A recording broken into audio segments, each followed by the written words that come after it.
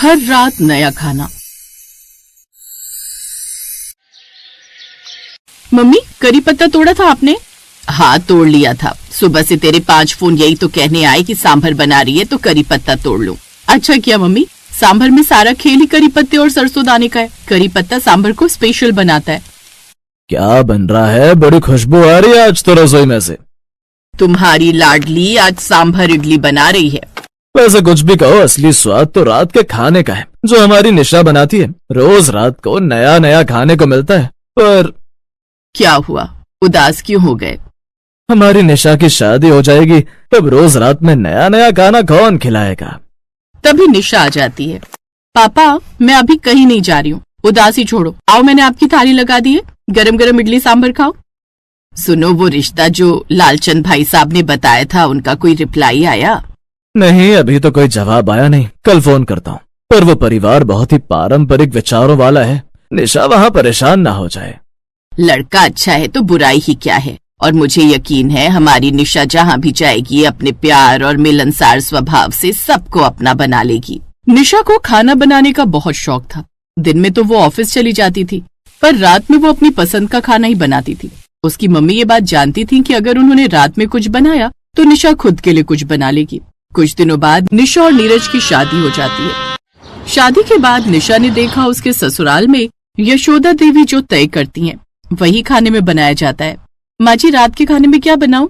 दाल चावल और टमाटर की चटनी बना लो। निशा बहू, आज से तुम भी वर्षा के साथ रसोई में हाथ बटा लो। अब तो तुम्हारी शादी को 1.25 महीने से ऊपर हो गया है और तुम पूछ भी रही थी कि कब खाना बना पाओगी, तो आज रात के खाने से ही शुरुआत कर लो। थैंक यू माँ जी। फिर तो मैं सोच रही थी आज खाने में दाल चावल की जगह कुछ और नया बनाया जाए। मम्मी के घर जब मैं जॉब करती थी तो रात के खाने की जिम्मेदारी मेरी होती थी। मुझे रात को टाइम मिलता था तो मैं हर दिन नई नई खाने की चीजें बनाती रहती थी। वो तुम्हारा मायका था, वहाँ तुम क्या करती थी इस बात से मुझे कोई मतलब नहीं।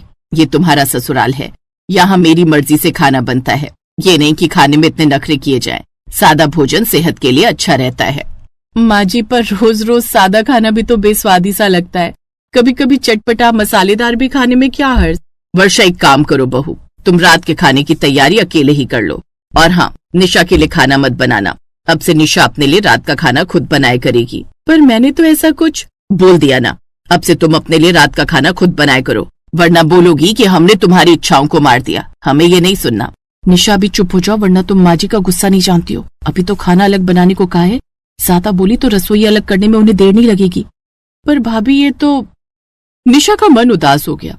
उसे अपने मायके के वो पल याद आने लगे जब वो रात का खाना बनाती थी तो उसके मम्मी पापा और भाई उंगलियां चाट चाट कर खाते थे। रात को जेठानी ने खाना बनाया और सब डाइनिंग टेबल पर खाना खाने बैठ गए। रसोई की तरफ कहाँ देख रहा है? कुछ नहीं माँ, बस खाने पर ध्यान दो। खाना खाते समय इधर उधर ध्यान नहीं होना चाहिए। नीरज अपनी माँ से थोड़ा डरता था। डरना मतलब एक तरह से सम्मान ही कह लो। कुछ देर बाद जब खाना खाकर सब अपने अपने कमरों में सोने चले गए तो नीरज रसोई में गया। अरे निशा, तुमने खाना नहीं खाया? नहीं, बस बना रही हूँ। बना रही हो? खाना तो बना हुआ है ना?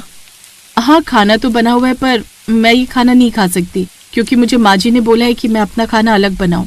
तभी जेठानी रसोई में आ जाती है। जेठानी वर्षा ने नीरज को सुबह वाली सारी बात बताई। पर ये तो गलत है निशा, तुमने सिर्फ अपनी बात ही तो रखी थी। माँ ऐसा कैसे कर सकती है? मैं माँ से बात करता हूँ। नहीं नीरज जी, आप ऐसा कुछ नहीं करोगे। मैं नहीं चाहती कि मेरी वजह से आपको सुनना पड़े। मैं बना लूंगी अलग। उस दिन से निशा रात का खाना अलग बनाने लगी। नीरज ने इस बारे में अपने पिता और भाई से बात की और फिर कुछ दिन बाद ही। निशा, रात के खाने में तुम अपने लिए क्या बना रही हो? मैं तो पाव भाजी बना रही हूँ। पाव भाजी? अरे वाह, मेरे तो मुंह में पानी आ गया। भाभी, मेरे लिए रात का खाना रहने देना। निशा, थोड़ी ज्यादा बना लो। मैं भी अब से हर रात नया खाना खाऊंगा। क्यों? तू क्यों खाएगा? अरे मेरी बीवी है निशा, अगर वो हर रात नया खाना बनाती है तो मैं भी तो उसके हाथ का खाना खा सकता हूँ। क्यों पापा, मैंने कुछ गलत बोला? नहीं बेटा, इसमें कोई बुराई नहीं है। मैं भी तो जब से शादी हुई है तेरी दादी के हाथों का खाना खाने के साथ साथ तेरी माँ के हाथों का खाना भी बहुत चाव से खाता था। निशा को तुम पत्नी बनाकर लाए हो तो उसके हाथों का खाना क्यों नहीं खा सकते? जरूर खा सकते हो। ठीक है, तो खा ले फिर। बड़ी बहू तेरे लिए कुछ नहीं बनाएगी, जो निशा बनाएगी वही खाना पड़ेगा। हाँ हाँ ठीक है, मैं रात का खाना अब निशा के हाथों का ही खाऊंगा। निशा को थोड़ी खुशी भी मिली और थोड़ा दुख भी हुआ कि वो ऐसा नहीं चाहती थी कि रिश्तों को बांट दे, पर उसकी सास ऐसा करने पर मजबूर कर रही थी। अब नीरज भी निशा के साथ रात को नए नए तरीके के डिश खाने लगा। रात के खाने में तरह तरह की चीजें बनाती। निशा जब कुछ बनाती थी तो खुशबू पूरी रसोई में फैल जाती थी। अब धीरे धीरे ससुर और जेठ जेठानी भी चुपके चुपके निशा के हाथों की अलग अलग चीजें खाने लगे। बड़ी बहू, आज निशा ने बिरयानी बनाई है। निशा बहू को बोलना थोड़ी सी मेरे लिए भी निकाल देगी। बिरयानी? अरे वर्षा, बिरयानी तो मैंने भी कब से नहीं खाई, मेरे लिए भी थोड़ी सी निकलवा दो। तभी सास आ जाती है। क्या गुपचुप बातें हो रही हैं? आप दोनों ने अभी तक खाना नहीं शुरू किया? अरे मैंने तो बहुत देर का खा लिया, तुमने आज रात के खाने पर आने में देरी कर दी। और तुम महेश? माँ, वो आज मेरे ऑफिस में पार्टी थी तो मैं वहीं खाया था। इतनी भूख नहीं है, आप खा लो। निशा के ससुर और जेठ तो बिरयानी के चक्कर में कुछ नहीं खा रहे थे, पर कुछ देर बाद जब निशा की सास कमरे में गई तब फटाफट से वर्षा निशा से बिरयानी ले आई। पापा, निशा ने बिरयानी बहुत टेस्टी बनाई है, खाकर देखो, मजा आ जाएगा।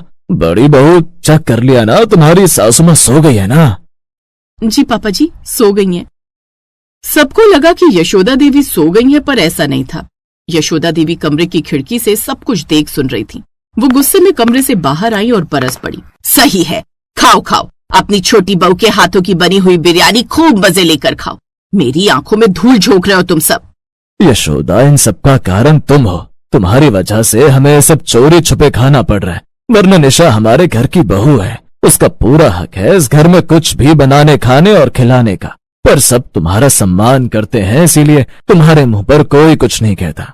आज से, अभी से हम सब अब हर रात नया खाना खाएंगे, वो भी अपनी दोनों बहुओं के हाथ का। अब तुम बनाते रहना हर रात एक सा खाना। तुमने तो निशा बहू को इतनी बड़ी सजा दे दी, वो भी इतनी सी बात के लिए कि ये हर रात नया खाना बनाती है। अरे तो इसमें बुराई क्या है? माँ जी, मैं ये सब नहीं चाहती। मैं इस घर में प्यार बांटने आई थी, खाना और रिश्ते बांटने नहीं। सास यशोदा देवी बिना कुछ बोले अपने कमरे में चली गई। अगली सुबह घर में सब कुछ शांत था। सब यही सोच रहे थे कि यशोदा देवी की अगली प्रतिक्रिया क्या होगी, पर जो यशोदा देवी ने कहा उसे सुनकर सब हैरान रह गए। निशा बहू, आज रात के खाने में क्या बना रही हो? माँ जी, हाँ हाँ, क्यों, रात को खाना बनाने का इरादा नहीं है